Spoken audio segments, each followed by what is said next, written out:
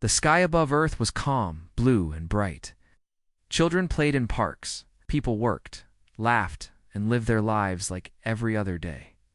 There were no signs of danger. No one looked up. No one knew that something was coming, something terrible, far.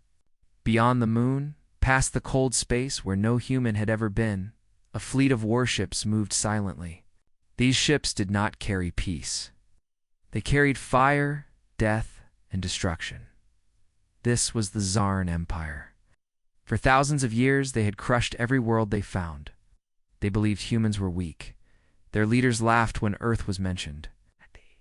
"Are still growing crops and using wheels," one Zarn general said, looking at a blurry image of Earth. "It will be fun to watch them beg." The order was given. 9,900 Zarn warships, large as cities, cloaked in dark energy, raced toward Earth. They moved fast, too fast for any human technology to detect, or so they thought. But deep in the frozen land of Alaska, one man was watching. His name was Raymond Kane. He lived alone in a small cabin surrounded by snow and silence. To the world, he was just a retired old man. But once he was called something else, the Warden of Earth. He looked through a strange glass screen, one not built on Earth. It showed dots, red ones, moving fast toward the blue dot in the center. He whispered to himself, "They're coming." Just like before, Raymond stood up, slow but steady. He walked to a locked chest under his bed. His fingers touched a small hidden scanner, and with a soft click, the chest opened. Inside was a black suit, folded perfectly. It shimmered slightly, as if it was alive. A long, thin blade lay next to it, no rust, no scratches. It had not been touched in 40 years. Raymond didn't smile, he didn't fear, he just nodded. It begins again. In space, the Zarn fleet came closer. Still Earth made no move. No missiles. No ships. Nothing. "They don't even see us," said a young Zarn pilot. "Good," replied his commander. "It will be quick." The first group of scout ships left the fleet. They flew down toward Earth, landing in silent places, deserts, forests, and old battlefields. One scout ship landed in a dry area in Africa near the ruins of an old base. The captain walked out, scanning the dust with his alien tech. "No power," he said. "Dead land." But then something changed. A soft hum came from under the ground. The dust began to move. A flat stone opened like a door, and a glowing blue light shot into the sky. "What is that?" shouted one of the Zarn soldiers. The answer came in seconds. Hundreds, no, thousands of small machines rose from the ground. They were drones, black as night, shaped like hawks. Their eyes burned. Red dot one Zarn screamed, "Trap!" "It's a trap!" Before the fleet could react, Earth spoke for the first time. A deep voice echoed through every ship, in every language. "You were warned. You chose to attack Earth. You will not return." Panic spread among the Zarn soldiers. This was not the weak planet they expected. This was something else, something old, hidden, and dangerous.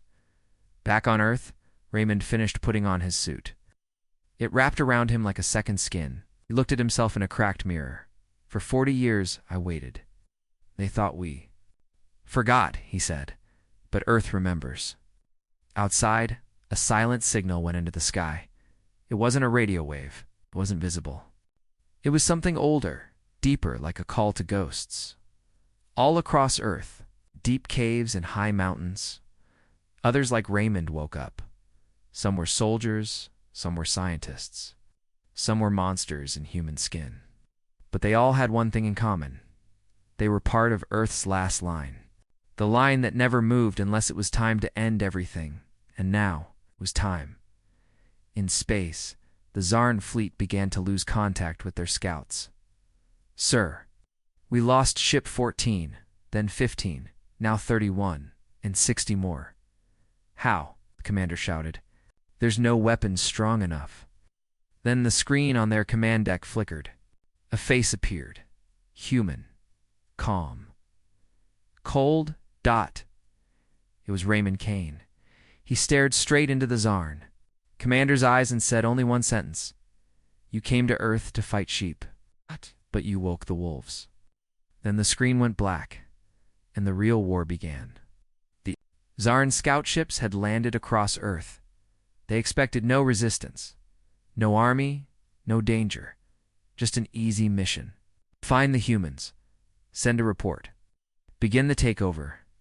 Captain Zor of the Zarn Empire stood in the middle of a desert in Africa. The sand was hot under his feet and the air was dry. His ship, small and sleek, sat behind him. 5 soldiers scanned the land. No cities nearby, no life signs. "It's too quiet," said one of them. "That means they're hiding," Zor replied. "Weak species always hide." No.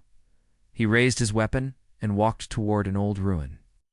It looked like a broken human building left long ago. Cracked stone, walls at walls, dust and silence.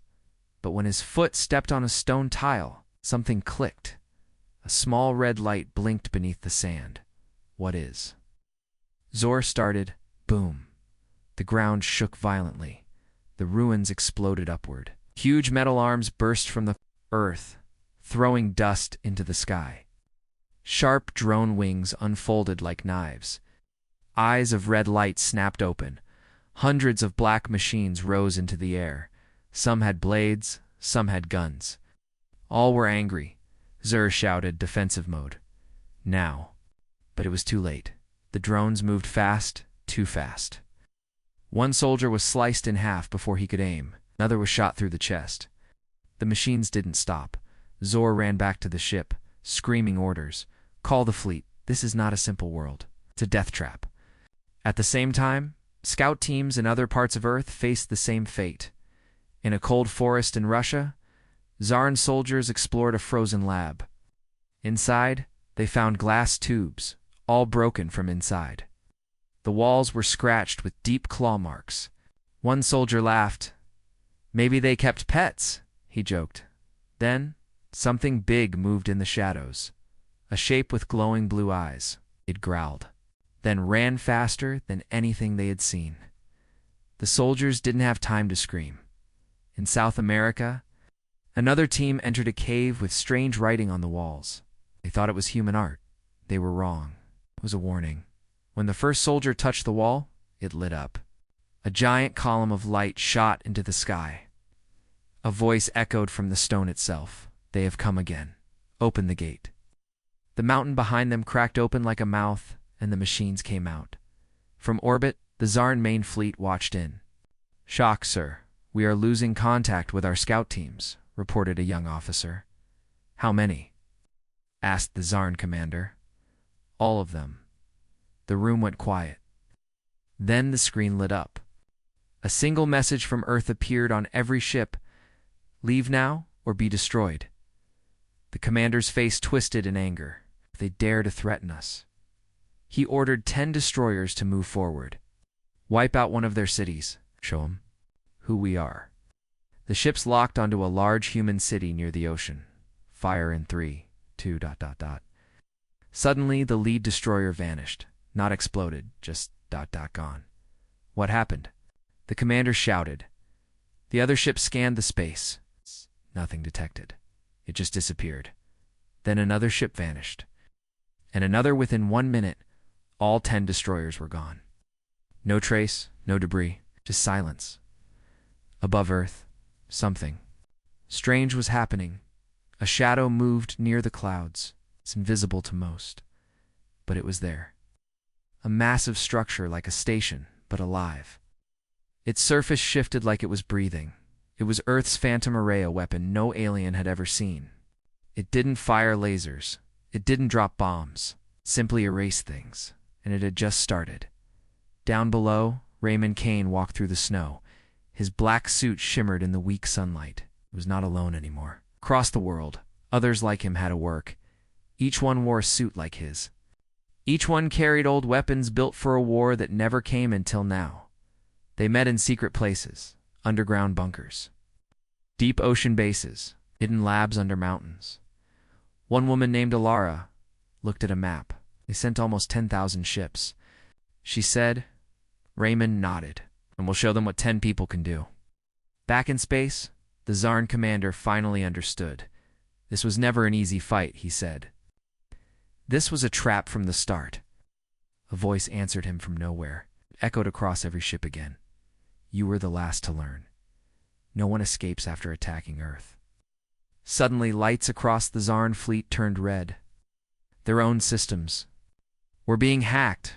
Weapons failed, shields fell, and from the dark side of the moon, something massive appeared. A ship one Earth had hidden for over a century.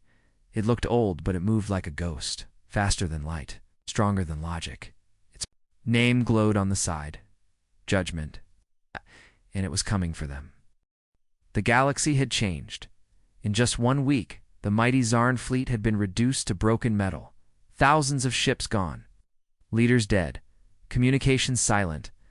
The proud empire had never known fear before. Now, it lived in fear every second. But Earth had not stopped, in fact. Earth had not even spoken again. No messages, no peace talks, no mercy, just silence. And that silence was louder than war inside a dark chamber on Earth. Raymond Kane looked over the battlefield map. It was a star map, no longer limited to Earth's orbit. Red marks showed every enemy world, station, and stronghold. Ilara stood beside him. The galaxy is listening. The Zarn homeworld is calling for help from allies. Raymond didn't even look up. They can call, but no one will answer. Why? She asked. Because everyone knows, Raymond said. If they help the Zarn, Earth will come for them too. The 17 Phantom pilots had changed their strategy. No longer attacking fleets directly. No longer leaving traces now. They were ghosts in space. Pilot Alina Vox was the first to strike under the new orders. A Zarn mining colony, hidden in a gas cloud, exploded in the middle of the night. No alarms, no sensors. All 1,200 workers gone. No survivors, no evidence. Just one message burned into a wall with a plasma cutter. You touched Earth. Now Earth touches you. From that day on, the galaxy started calling it the Shadow War. A war with no borders, no battles, only fear. Alien traders refused to fly near Earth-controlled space. Stations went dark if even a hint of Earth tech was detected. Entire planets went silent. Some tried to erase their data, hide any record that they ever touched Earth. But it didn't help. One by one, Phantom pilots found them and erased them. In a hidden war room far beneath Antarctica, Lara studied strange reports. Raymond. This is new, she said. We have a signal from a Zarn ship. It's a surrender message. Raymond raised an eyebrow. What kind of surrender? They're offering full access to their Empire systems, locations of all military bases, in exchange for mercy. Raymond shook his head. We don't want their systems. We don't want their bases. We want their memory. Ilara looked confused. Their memory? Raymond looked her in the eyes. We want the galaxy to remember what happens when Earth is attacked. For the next 1,000 years, in Sector 17B, pilot number 14 Juno, Specs led her Phantom unit into a crowded trade zone. She moved unseen, right past alien patrols, shields, satellites. She landed in a city square on a planet once allied with the Zarn. A party was happening, music, lights, alien laughter. Juno walked through it like a shadow. Her suit was invisible. Her presence unknown. She entered the enemy general's home, killed him with one shot, left no mess, no sound. And on the table, she left a data chip. It played one sentence. This is not revenge. This is law. The Zarn Empire started falling. From the inside, leaders betrayed each other. Fleets refused to follow orders. Citizens left their planets. Many tried to hide as refugees. Some even tried to disguise themselves as humans. None of it worked. Because the Phantom pilots were watching everything, far across the galaxy. In a moon colony that once helped Zarn forces, a strange message appeared on every screen. This station helped attack Earth on day 0. No forgiveness. Seconds later, the entire moon lost gravity. Power vanished. Life support failed. Every system broke at once, and from above. Earth's stealth drone watched it all happen. Inside the Zarn capital, the High Lord locked himself in a tower. Round him, his generals were dead or missing. His advisors silent. Then, one morning, he found a small box outside his chamber door. He opened it with shaking hands. Inside was a human dog tag. It had a name, .lt. Sarah Kane killed in the Zarn attack on Earth. Hero. The High Lord dropped the tag, as if it burned him. On Earth, Raymond stood near a quiet lake. He held a photo in his hand. A girl smiling. His daughter. Alara approached him. We've erased half the enemy empire. Raymond didn't smile. Not enough, he said. We don't stop until the galaxy remembers her name. In the sky above Earth, something massive began to build. A station. No, not a station. A message platform made of steel, fire, memory. It would send a signal across space every day. A signal not made of words, but of fear. The Shadow War had no flags, no armies. Only one rule. You attacked Earth. You will never be safe again. And still. Earth had not spoken a single official word. It didn't have to. The war was speaking for it. The galaxy was burning, but not with fire. It was burning with fear. Every alien race that had once stood proudly with the Zarn Empire now stayed silent. They watched Earth destroy fleets, erase bases, and disappear leaders all, without warning, without mercy. And still, Earth never sent a message. It only sent death in a dark corner of space. One alien race decided to do something no one else dared. They chose betrayal. The Valari Union had once supplied weapons to the Zarn. They were a quiet, intelligent species with tall silver bodies and minds faster than machines. They were not warriors, but they were survivors. Now they saw clearly. The Zarn were losing, and Earth. Earth had become a god of war. The Velari Council met in secret. Their leader, a wise female named Choxavel, stood before her people. If we continue to support Zarn, we will share their fate, she said. But if we give Earth what it wants, maybe we will be spared. They made a decision that day. The Valari would betray the Arn inside a quiet station orbiting a dead star. A message was sent, not through radio, not through light, but through quantum echo, a form of communication only Earth's phantom network could receive. Raymond Kane stood alone in the command center of the Arctic base when the signal arrived. It blinked once, then again, then the message appeared on his screen. We are not your enemies. We bring you secret Zarn, base codes, star routes, and ship weaknesses. Spare us. Raymond stared at the screen. Silent behind him, Ilara stepped forward. Can we trust them? She asked. Raymond didn't answer. He just replied to the message. With 3 words, send it all. Within hours, data poured into Earth's hidden systems.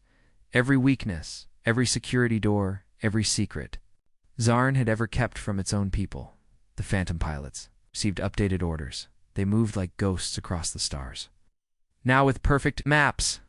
No more searching, no more guessing. Now they knew exactly where to strike, and they did hard. On the Zarn mining world, Druvalex, workers woke to alarms, but they never had time to escape. Phantom units, 7, 10, 9, 12, appeared in orbit. One by one, reactors exploded. The planet was silenced. Not even ash was left behind in the Zarn capital. High Lord Trevel screamed in rage. They knew where our most secret worlds were. Only Valari engineers had those codes. He slammed his fist into the screen. Find them. Kill them all. But his orders came too late. Valari ships had already cloaked themselves. They were leaving the Zarn territories, turning off communication, removing every trace of alliance. But they didn't know. ... Earth was watching them too.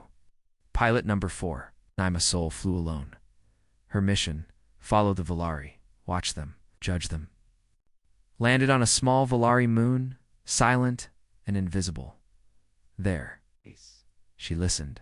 She saw meetings. She heard plans. Some Volari truly wanted peace, but others were planning something else. They wanted to give Earth information, but only until Zarn fell. Then they would create new weapons, stronger ones, against Earth. Naima didn't wait. She sent one word back to Raymond: deceivers. 3 days later, the Volari moon turned red. Its skies cracked. Its oceans boiled, and a single message was sent to the Volari homeworld. Earth accepts no half-truths. Betray the betrayers. How the Volari understood. They had made a mistake, a deadly one. Yalara sat in the Earth's council chamber. She watched more. Alien signals appear. Others are following, she said. The Nalari, the Vex, even the Sith are breaking away from Zarn. Raymond nodded slowly. Fear is powerful, but what now? We've destroyed half the galaxy's order, she asked. Raymond stared at the screen where stars turned red one by one. We're not destroying the galaxy, he said. We're cleansing it. Above Saturn, the Phantom units gathered. For the first time, all 17 ships formed a circle. Raymond's voice came through. There comes, you have hunted well. The enemy grows weaker. But remember, many are watching. Some are silent now, but they will rise later. He paused. Leave a mark. Make sure no one forgets. Pilot replied with one word. Understood. Then they vanished again into space. In the ruins of a fallen Zarn city, Child picked up a strange object. It was black, shaped like a triangle, and glowing red at the edges. It wasn't a bomb. It wasn't a weapon. It was a warning. Words appeared on its surface in every language. This place helped destroy Earth cities. Earth remembers. Earth returns. The child dropped it and ran. The message stayed behind, humming in the wind. Across the galaxy, old races began to tell a new story, not about monsters from Earth, but about what happens when you lie to them. Betrayal now had a new name. Its name was Earth. The sky above Earth looked peaceful, but space was now a battlefield. The alien fleet of the Zarn Empire had lost hundreds of ships without warning. Their technology, which had destroyed many worlds before, was useless here. Their weapons failed. Their pride shattered, and Earth had not even shown its real power yet, deep under the Rocky Mountains. A door opened after 87 years. Inside, the lights turned on one by one. A long hallway, cold and silent, led to a room with 17 pods. Inside each pod, a person slept, frozen in time. These were not normal people. They were not soldiers. They were weapons. They were the final. Pilots, the last project of Earth's old defense force, trained in secret, chosen not because of strength or speed, but because they were different, smarter, harder, unbreakable. Each of them had survived what others could not. War, pain, death, and now they were awake. Raymond Kane entered the control room. His voice was calm but sharp. Open all pods. Wake the wolves. Gas hissed. Lights turned green. One by one, the pods opened. The first to rise was a woman with short black hair and a deep scar over her right eye. She stretched slowly, like she had just taken a nap. Name? Asked the machine. Alina Vox, she said. Pilot of Phantom Unit 6. The second was a tall man with silver hair, eyes like ice. Name? Asked the machine. Kydrax. Phantom Unit 3. Soon, all 17 pilots stood in the center of the room, quiet, focused. Raymond looked at them. You were trained for a war that never came. Earth hoped it never would. He paused, then said, but they came.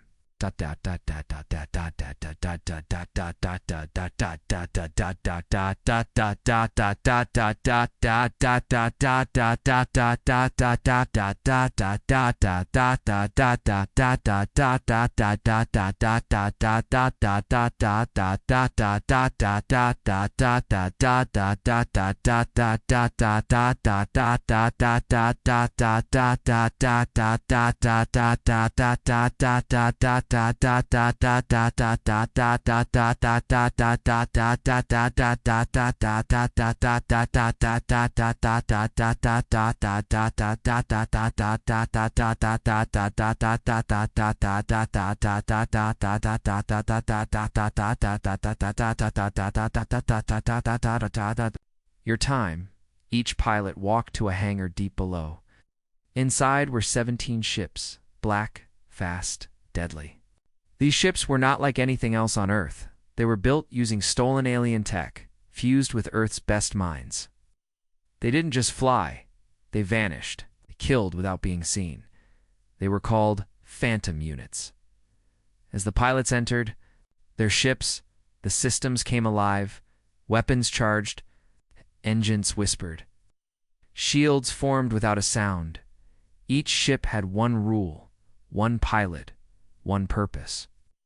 One mission: erase the enemy. Above Earth, the Zarn fleet moved slowly now, afraid. Their scanners were confused. Some ships reported seeing ghost signals. Others heard strange voices in their systems. Many thought they were going mad. Then it began. One Zern destroyer suddenly stopped. Its lights flickered. Then it broke apart, cleanly sliced into 4 pieces. Seconds later, another ship vanished, as if pulled into a black hole. Where are the attacks coming from? The Zarn commander shouted. No one could answer. Their scanners showed nothing. But in the shadows of space, the phantom units danced. Kydrax flew like a silent blade. His ship curved between ships, firing energy that melted metal like ice. Alina. Vox spun her ship backward and shot 2 enemy fighters in 1 second. Her voice calm in her headset. Target down, moving to next. One by one, the 17 pilots moved through the fleet. They didn't speak much. They didn't need to. They were ghosts. Death followed them. On Earth, the humans watched from hidden. Screens thought civilians still didn't know the full war was happening above them. Cities stayed calm. Life moved on. So that was the plan. Earth didn't panic. Earth planned in a mountain base. Raymond watched a live map of the battle. 78. Ships down, the officer said. No human losses. Raymond nodded. The wolves are hungry. The Zarn fleet tried to fight back. He launched thousands of drones, missiles, and energy blasts, but nothing worked. Their weapons missed. Their shields failed. Their fear grew. In one battle zone, 5 Zarn ships trapped a phantom unit in a triangle. We got one, pilot yelled. But the ship twisted in midair, disappeared, and appeared behind them. It dropped a small orb that floated for 2 seconds, then exploded into light. All 5 ships were gone, and the Zarn command ship. The leader of the fleet, High Commander Travell, stared at the battlefield. This is not war, he said slowly. This is execution. One of his advisors whispered, maybe we should retreat. ... Travell turned toward him. Retreat? From a species with only one planet? The advisor didn't speak again, because deep inside, he knew this was no normal species. Earth had hidden its strength, hidden its monsters, and now they were free. Back in his phantom unit, Kydrax spoke for the first time over the general human channel. He said only this: 17 pilots, 1 billion enemies. Let's make it fair. The others smiled. The real hunt had just begun. High above Earth, space was no longer silent. Alien ships burned. Metal floated like broken bones. The Zarn Empire's fleet, once proud and fearless, was now shrinking fast. 17 human pilots flew through the battlefield like shadows. Their ships' phantom units moved faster than light. They struck with perfect aim. They disappeared before anyone could fight back. Still, the Zarn commander refused to run. We still have over 6,000 ships, he shouted. We will. crush this dirt planet. But deep inside, he felt something was wrong, very wrong. Earth was too prepared, too powerful. The humans were supposed to be primitive. How did they hide all of this? The answer was coming, on Earth, in a secret base. Under the Pacific Ocean, a machine came online for the first time in 100 years. It was buried deep, far below the seabed, locked behind layers of code and DNA access. Only one person on Earth could start it. Raymond Kane stood in front of a glowing console. The lights blinked in a rhythm like a heartbeat. "Begin Phantom Drive Protocol," said. The machine spoke in a calm female voice. "Phantom Drive, unlocking. Warning, activation will break all known space rules." Raymond smiled. That's the point. In space, far from Earth, something impossible happened. A giant Zarn war cruiser was flying near the edge of the solar system. It had never entered the battle. It stayed back for safety. Then, without warning, an Earth ship appeared right in front of it. No sound, no light, no warning. The Earth ship was small, black and strange in shape. It had no engines, no heat signature. It didn't belong in that place. It's not by normal physics. Inside it was pilot number 9, Tariq Vale. He smiled, pressed one button, and vanished again. The Earth ship disappeared. So did the Zarn cruiser. Just ... gone, back on the Zarn command ship. "Panic spread. We detected a ship from Earth in Sector 17, shouted one officer. "Ah, but that's not possible. It was just in Sector 3. "Teleportation?" asked the commander. "No. Something worse. It's like they're breaking space." And they were right. The Earth weapon was called the Phantom. Drive it didn't just move ships. It bent reality. It made the impossible happen. It allowed Earth ships to jump between places with no travel time, no warning, no defense. It had been banned by Earth's own governments long ago because it was too dangerous. But now, it was Earth's answer to an alien war. The Zarn commanders gathered in a secret council ship. They argued, shouted, demanded answers. This is not a fair war. They are using forbidden technology. Call the High Lord. We need backup. But the council ship had already been marked. Far above it, 3 Phantom units floated. It's invisible to all sensors. Pilot number 3, Kai Drax, opened a private channel. Target, enemy leadership, approving judgment. Within seconds, they attacked. No explosions, no fire. The ship just ... broke. Like glass dropped from the sky. The Zarn lost their command center in 4 seconds. No one survived. Back on Earth, Raymond walked through a dark hallway. With him was Alara, the only other living founder of the Phantom program. She looked at him. "They'll try to call the Galactic Union now. Ask for help." Raymond nodded. "Let them. But what if the Union sends a bigger force?"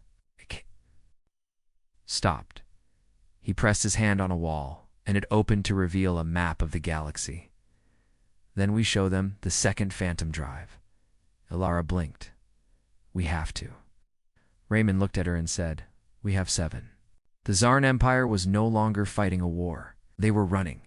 Thousands of ships tried to turn around, to escape Earth's space, but the Phantom Drive changed the rules now. Distance didn't matter. Time didn't matter. The Earth ships were everywhere at once. One Zarn soldier sat crying inside his ship. "Why are they doing this to us?" A voice came from the ship's speaker. "Human. Calm. You attacked Earth. You drew first blood. Now we end the war on our terms." Then the ship went dark. On the moon, a tower rose from the ground. It had no name, no flag, but it sent a message in every known alien language. Earth does not forgive. Earth does not forget. You came here with fire. You will leave as ash. That message echoed across the galaxy. Many races saw it. Many felt fear, and many remembered stories. Old, hidden stories about what happened the last time someone tried to conquer Earth. In the Zarn homeworld, the High Lord watched the reports. His hands shook. "How did we miss this?" he asked. One of his advisors whispered, "They were never weak. They were just silent. Back on Earth, the 17 pilots returned to base. Not a single one had died. Not a single one had failed. Raymond watched them land, his eyes full of quiet pride. Ilara stood beside him. It worked. The phantom drive worked. Raymond nodded. Yes, but this is just the beginning. Long ago, the Zarn Empire had sent its fleets to Earth.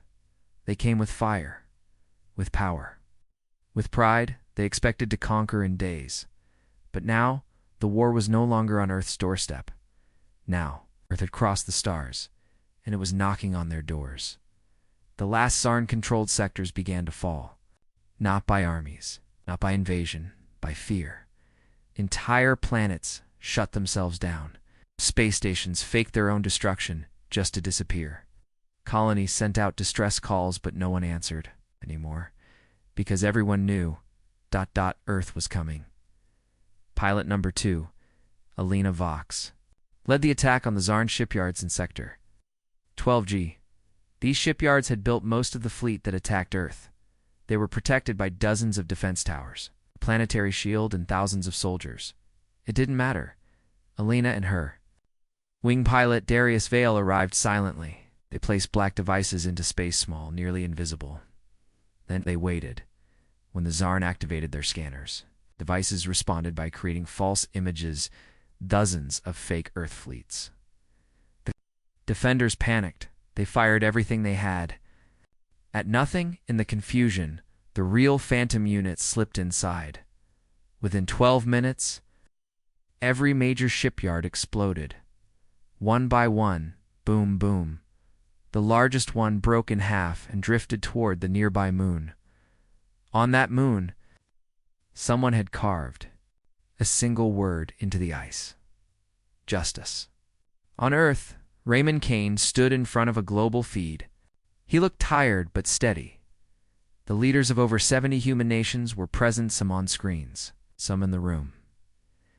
"This is not just a mission of revenge," Raymond said. "This is about memory," pointed at the image of Earth, once scarred. Now healed, they thought we were weak. They thought we were alone. They thought wrong. He looked at them all. And now, we write the final chapter. In the Zarn home system, panic ruled, mass evacuations, leaders escaping in luxury ships, soldiers abandoning their posts.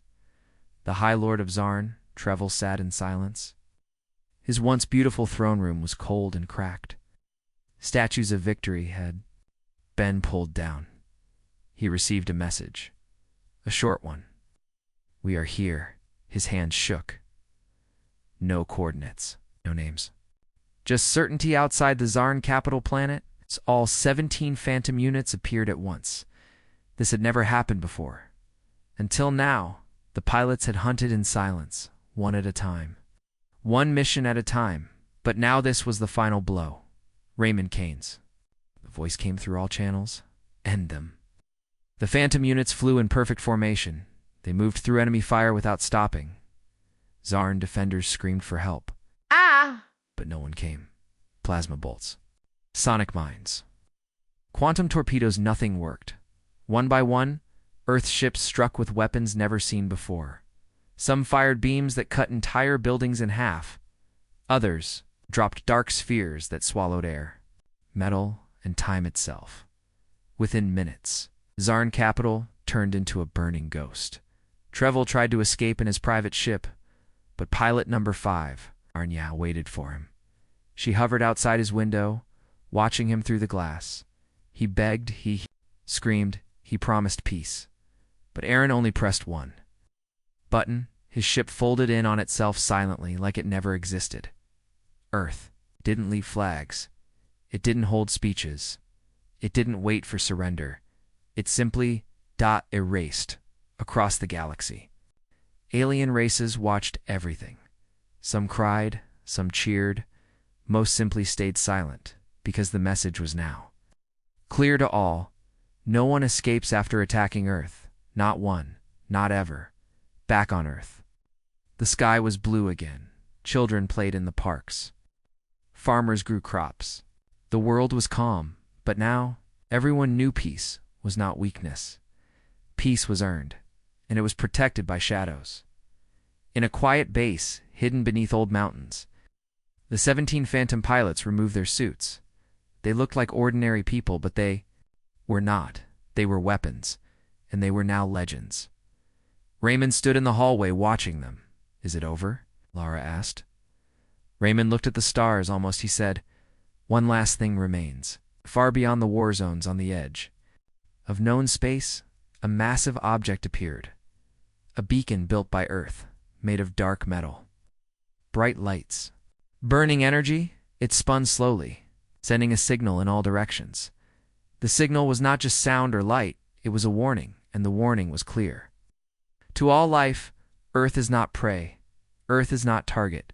Earth is memory. Attack it once and you'll never remember again." Space was quiet again. The last Zarn ship had been erased. Their homeworld, once filled with lights and noise, now floated silent in the dark. No cries, no commands, no hope. Earth didn't take prisoners. Earth didn't leave scars. Earth left nothing behind. In the center of the galaxy, near an ancient star, a large structure slowly spun. It wasn't a station. It wasn't a weapon. It was a message built by Earth, written not with words, but with light, gravity. In fear, it was called the Firewall. Every ship that passed near it received a single signal, burned into their systems. We were quiet. You brought war. Now we are the lesson. Below those words glowed 13 alien symbols. Each one was the name of a fallen empire. Each one had attacked Earth in the past. Each one was now gone. And the last name, the final symbol? Zarn? On Earth, people lived their lives in peace. The skies were calm, the oceans full, cities rebuilt stronger than ever. Most humans didn't even know what had truly happened in space. They didn't know about the 17 pilots. They didn't know about the Phantom Drive. They didn't know how close they came to extinction, and that's how Earth wanted it. Because this war was not for glory, it was for memory. Raymond Kane stood alone on a green hill. Watching the sunrise, the wind was soft, the world quiet. Behind him stood a small stone. No name, no face. Just a symbol, the symbol of Earth's last defenders. The Phantom pilots stood beside him in silence. No medals, no speeches, no cameras, just the wind. And the truth, they all knew. Earth had changed. It would never be hunted again. Ilara walked up the hill holding a small device. "It's time," she said. Raymond nodded. The device would shut down the Phantom units, not destroy them, but put them to sleep again, till they were needed, if they were ever needed. Each pilot placed their hand on the device. One by one, their suits dimmed. Their ships shut down. They walked away, disappearing back into the world like shadows, like they were never there, far away. Way deep in space. Something stirred. Not an enemy, not an empire. Just a whisper. A young alien race had picked up old Zarn messages. They read the stories, laughed at the fear, thought Earth was just a myth. They planned to explore, to expand, to find this blue world. They didn't believe in the firewall warning. They didn't believe the silence. But something changed there. Minds, as they left their moon. Their ship systems locked up, their screens turned black. Then one line appeared. "This is Earth. Turn back." They turned back. Fast. Raymond sat by the lake in Alaska. He watched a bird land nearby. "Peace." Finally, a voice from behind said, "Do you regret it?" It was Lair. Raymond didn't look up. "I regret that they made us do it," he said. "But not what we did." Earth was quiet. But across the stars, in the shadows of planets, in the silence of moons, in the fire of forgotten suns, one truth burned brighter than ever. No one escapes after attacking Earth. They were the last to learn. That